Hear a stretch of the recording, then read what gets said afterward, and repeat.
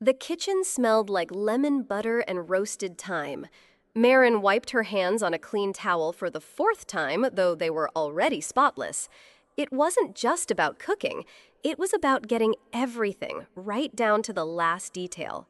The carrots had to be slightly caramelized, not burnt. The tart crust, golden, not pale. Even the salmon had to flake just right when touched with a fork. But more than the food, it was the hope baked into every movement. This year might be different. Not perfect, maybe not even happy, but quieter. Maybe Vera would smile for real this time. Maybe she would say thank you. Maybe for once, Marin would be seen not just as the helper, but as a daughter. The table was set for 6, but Marin's heart was hosting a crowd of doubts. At the head of the table sat Vera, shoulders stiff, expression unreadable, a glass of white wine held like a weapon. To her right, June, the kind of woman who smelled like lavender and condescension. To her left, Lori, forever cheerful, always a little too loud, too bright, as if trying to compensate for the frost in the room. Two neighbors, silent participants in a scene they didn't understand. And Marin, hovering, pouring, adjusting plates that didn't need adjusting. She had even ironed the old floral tablecloth, the one Vera used to scold her for frayed at the corners, too old-fashioned. But Marin remembered once, years ago, catching her mother's fingers brushing the embroidery softly. So today she used it. Maybe it would mean something.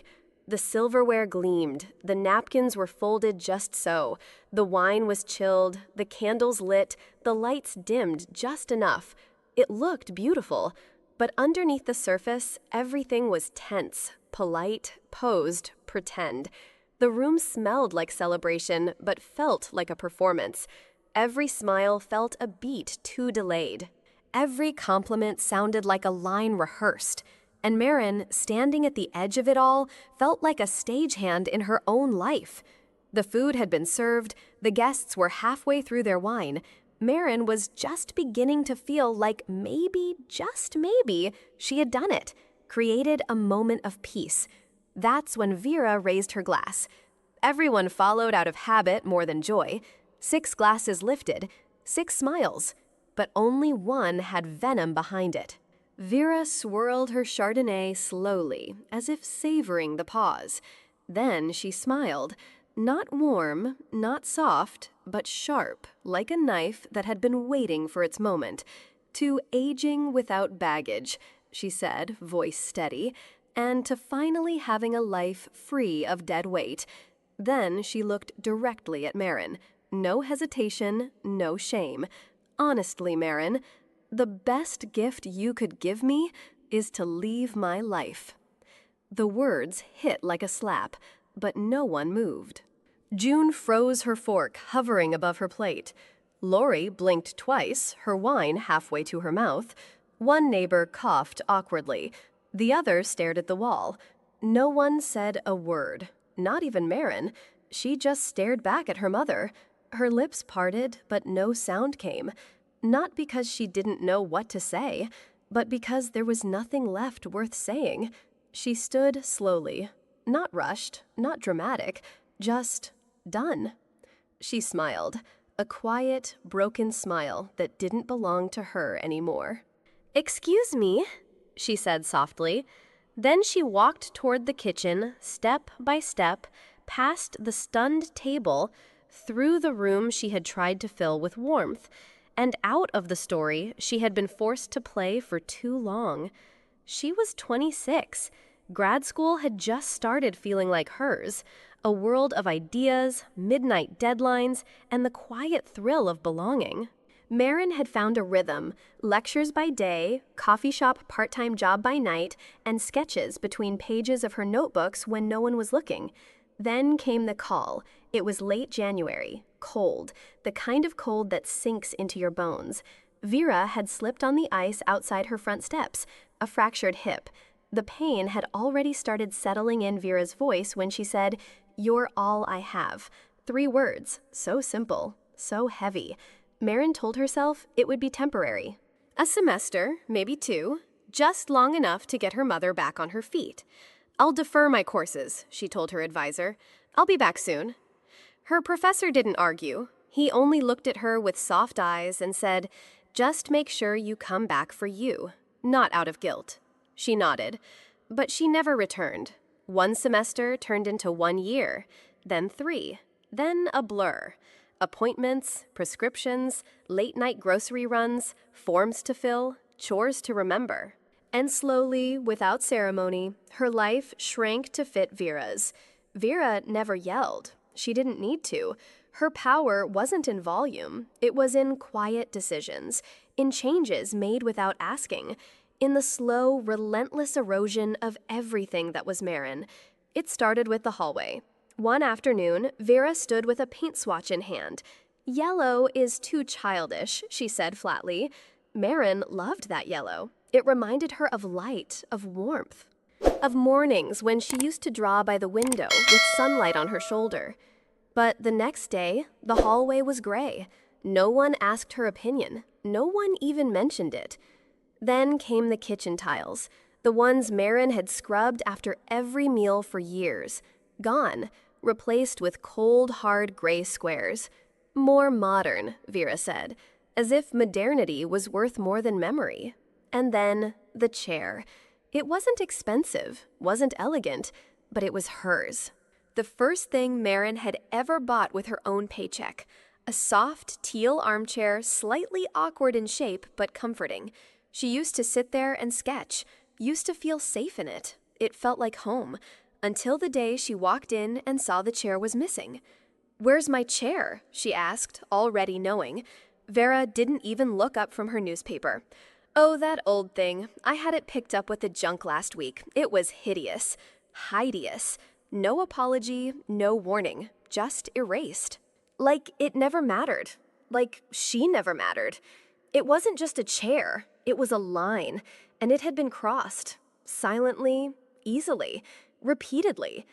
The house was silent. Not the kind of silence that soothes, but the kind that rings in your ears after something breaks. The dishes from the night before were still in the sink, wine stains on the rim of forgotten glasses. The peach tart sat untouched on the counter, its sweetness now turning bitter. Marin sat at the kitchen table, her coat still wrapped around her shoulders, as if she hadn't decided yet whether she was staying or going. The journal sat in front of her, blank, untouched. Her hand hovered over the page, pen trembling slightly. It wasn't that she didn't know what to write, it was that putting it down meant she had to face it. And yet, she wrote, slowly, deliberately, like carving truth into stone. "I have been edited out of my own life." She stared at the sentence, read it again, then once more. It didn't feel like a cry for help. It felt like a fact, a headline to her own existence. She was there, present, living, breathing, but erased in small increments. And now, for the first time in years, she saw it clearly.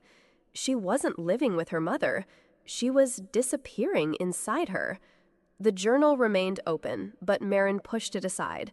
Something inside her had shifted. Not rage, not even sadness, just clarity. She stood up, slowly walked down the hallway, and opened the filing cabinet beneath the stairs, the one that held everything. Old insurance policies, bank statements, copies of house deeds, pension documents, legal papers she had signed years ago without reading too closely, back when she thought it didn't matter, back when she thought trust was enough. But trust had blindfolded her. She flipped through folders one by one. Each page told a truth she hadn't wanted to see. And then she saw it, her name on a joint account, multiple withdrawals, small, frequent, familiar. At first, she told herself, maybe it was for groceries, prescriptions, essentials. But then she added up the totals. Over $6,000 in the past year. Gone. Moved into another checking account, not hers. Her hand stopped moving. Her breath caught in her throat. She remembered the times she couldn't afford art supplies. The month she skipped a dentist appointment because money was tight. The night she paid rent late, quietly, guiltily, all while someone else was helping themselves to her life. It wasn't the amount, it was the betrayal. And betrayal, she realized, rarely comes all at once. It chips away, until one day you open a drawer and realize you've been robbed by love. The next morning, Marin didn't pour the tea. She just sat at the table, staring at the notepad where her mother used to scribble grocery lists, and where Marin foolishly had once written down her online banking password. She picked up her phone, called the bank, scheduled an appointment. That afternoon, she opened her laptop and searched for local attorneys. Not the big downtown firms with marble lobbies. She wanted someone quiet, careful, human. She found the name Tomas Reyes, small office, 2 towns over. No flashy website, just a line, clear counsel, no drama. She made the call. The next day, Marin sat in a small cedar-scented office with warm lighting and thick carpet that muffled sound. Tomas Reyes didn't ask many questions. He just listened. When she finished, he leaned back and said, not unkindly, "You don't need a war, Marin. You need a boundary that holds." She blinked. Let those words land. Not revenge, not anger, not punishment. A boundary. Something that didn't just protect her, but helped her find herself again. He slid a file toward her. "These are the first steps," he said. "Freeze the joint accounts. Update ownership on the deed. Revoke power of attorney if you signed one. And most of all, stop apologizing for needing space." Marin stared at the paperwork. She didn't feel strong. She felt shaky. But also, still, like standing on real ground for the first time in years. "I don't want to hurt her," she said quietly.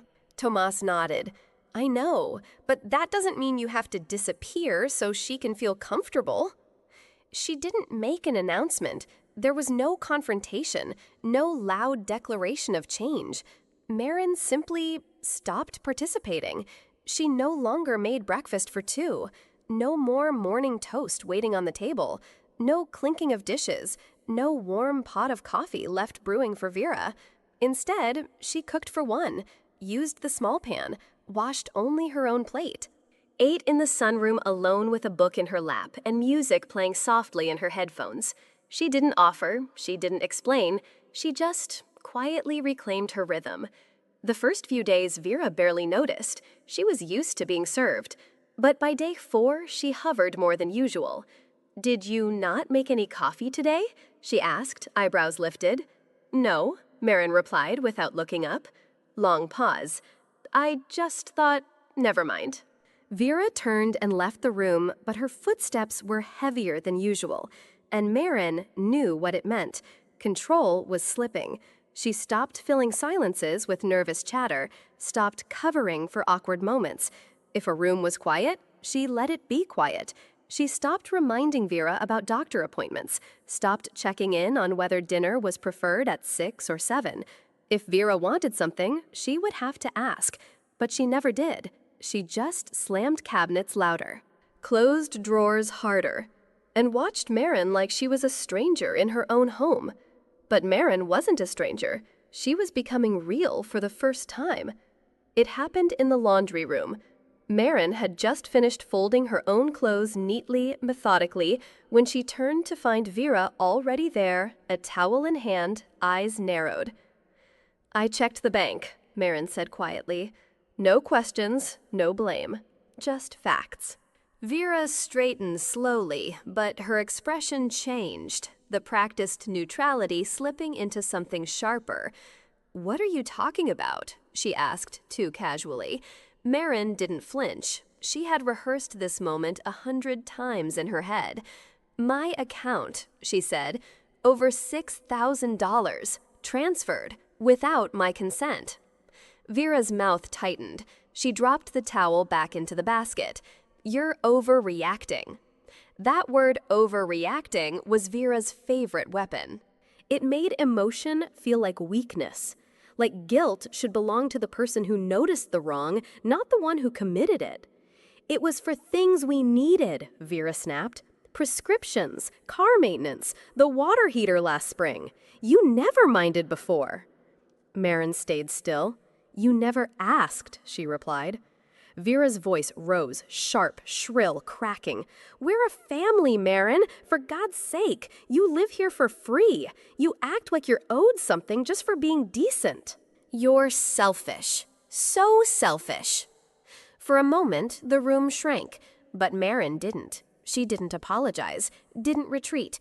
She just looked at her mother and said, "I think I've given enough." Then she walked upstairs, not running, not slamming doors, just quietly leaving behind a woman who had always mistaken control for closeness. It started with a voicemail, Cousin Rachel, her voice tight with disapproval, but coded in fake concern. "Hey, just checking in. Your mom called. Said you've been cold, distant. Are you okay? Because this doesn't sound like you." Then came the texts. "Lori, she's still your mother, Marin." The neighbor across the street. "We all go through rough patches. Maybe don't punish her for being human." Someone from church. "We're praying for healing in your home. Families fight, but they forgive." And finally, Rachel again. No pretense this time. "I can't believe you do this to her, after everything she's done for you." The guilt came not in shouts, but in echoes. Each message a mirror, but none of them showed the full reflection, because none of them had seen Marin at midnight mopping up the kitchen floor in silence. None had heard the way Vera used her voice like a blade, cutting deep with every joke that wasn't a joke. None had felt the weight of being loved only when it was convenient. Marin didn't reply. She didn't defend herself.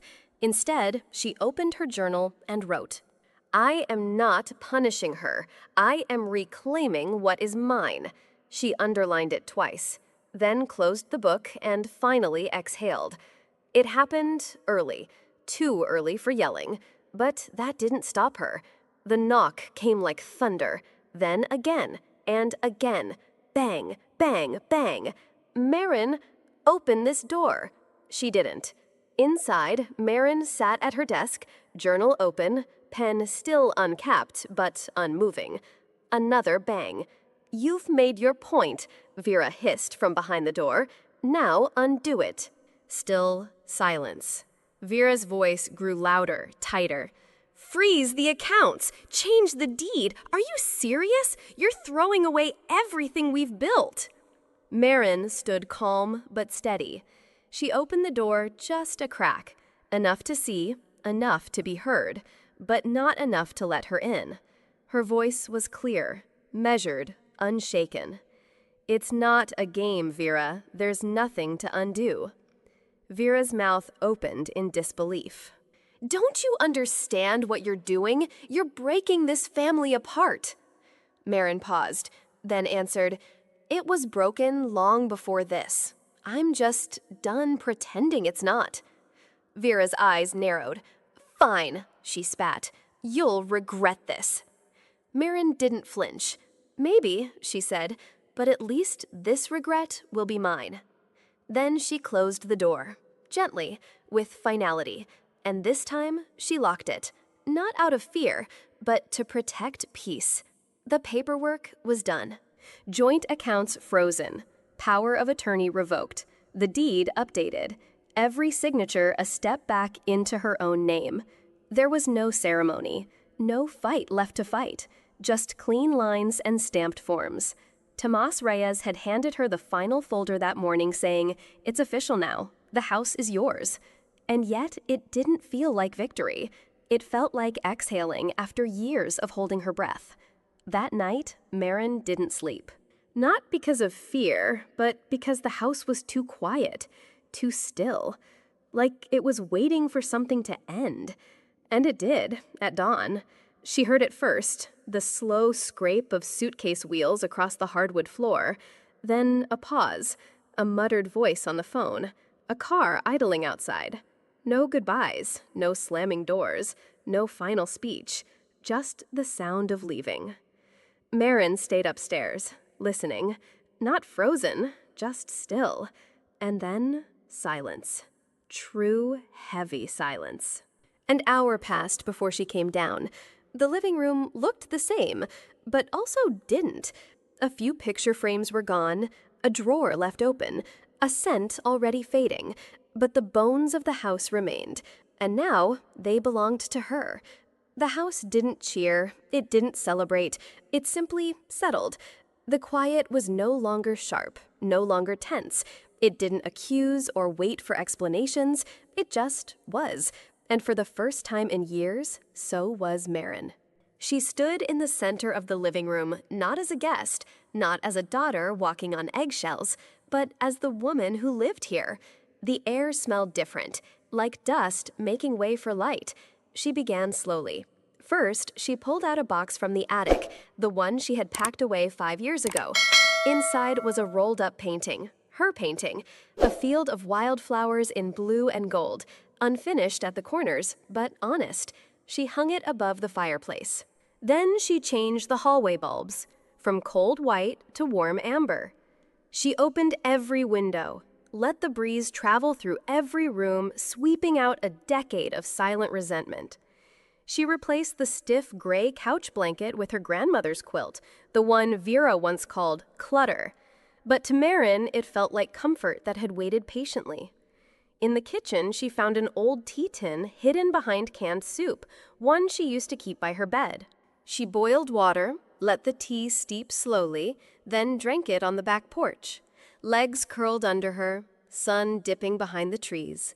No music, no voices, just her breath, and the house breathing with her.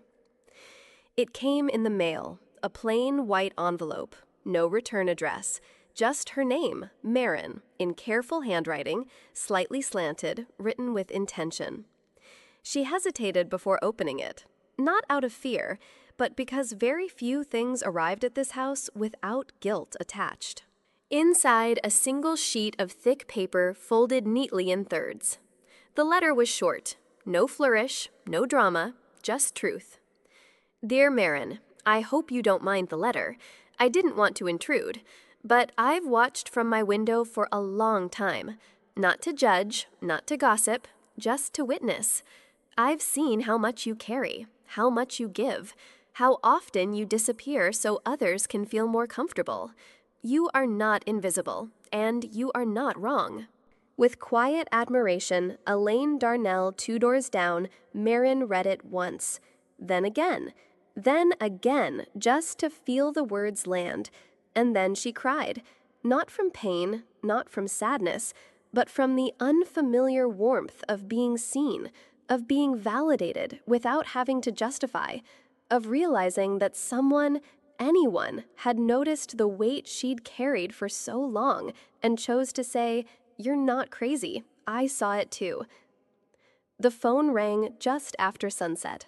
Marin was in the kitchen watering the potted herbs on the windowsill when the screen lit up with a name she hadn't seen in weeks, Mom.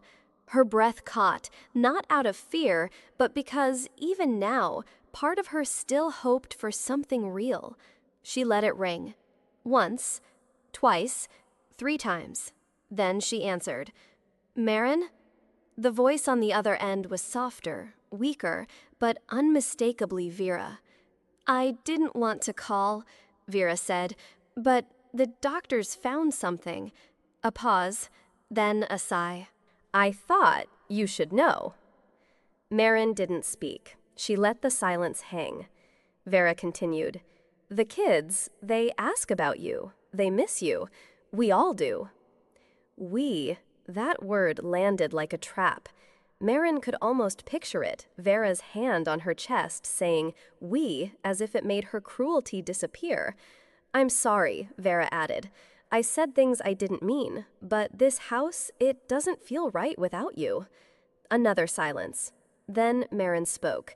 Her voice was low, even, kind, but clear.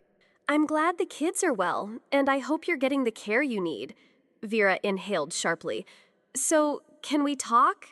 Maybe I can come by, just to see you. Marin closed her eyes.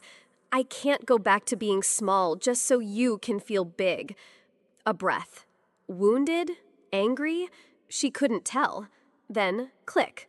The line went dead. Marin stared at the screen. Not broken, not shaken, just calm. The quiet no longer felt like exile. It felt like a choice. There was no yelling, no dramatic music, just a silence so thick it said everything words could not.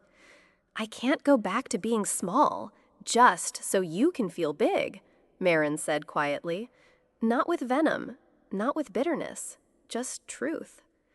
On the other end of the line, Vera didn't reply. No argument, no apology, no justification. Only breath, sharp, indignant, then click. The line went dead.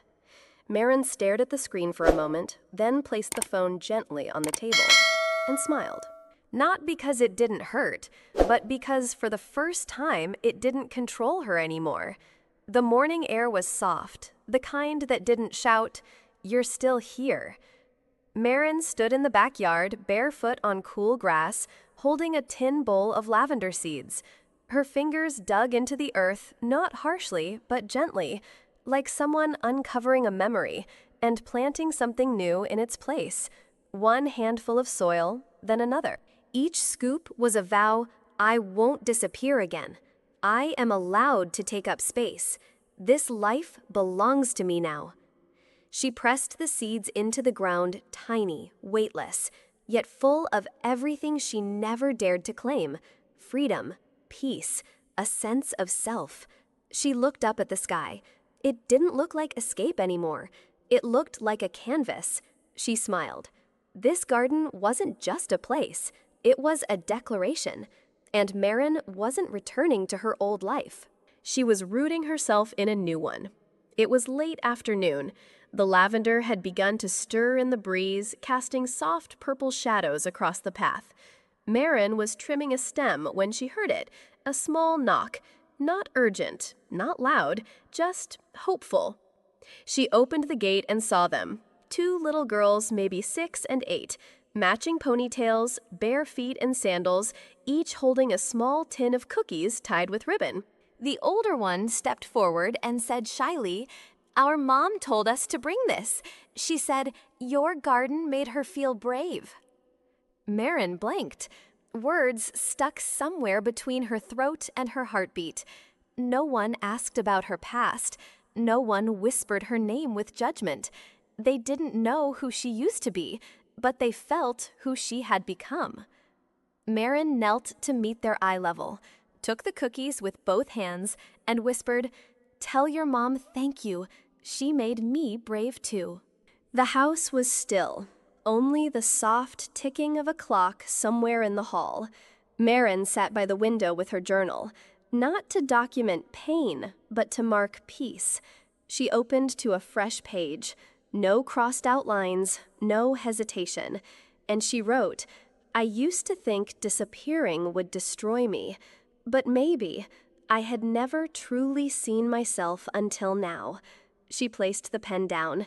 Outside, the sky turned honey gold. She stepped onto the porch with a cup of tea. A canvas rested on the easel beside her, a white daisy hand-painted. Delicate, open, rooted.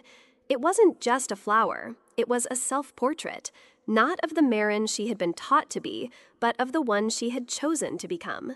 She leaned back, breathed in the scent of lavender, and let the sun warm her skin. For once, the silence didn't feel like absence. It felt like belonging. Sometimes, the most radical act of love is choosing yourself, not out of selfishness, but out of the quiet knowing that you matter too. Marin's story reminds us, you can spend years trying to be good enough for someone who's never learned how to love without control. But healing begins the moment you realize you don't need to be chosen. You get to choose. To choose peace over guilt, to choose presence over performance, to choose becoming over belonging, and most importantly, to choose the life that finally feels like yours. If Marin's story moves something in you, if you've ever felt invisible, small, or silenced, you're not alone. Subscribe to Pieces of Soul for more stories that don't just entertain, but awaken the power in your own voice, your own worth, and your own becoming. Because your story matters, and it's time the world heard it. Hit that subscribe button. Let's grow stronger together.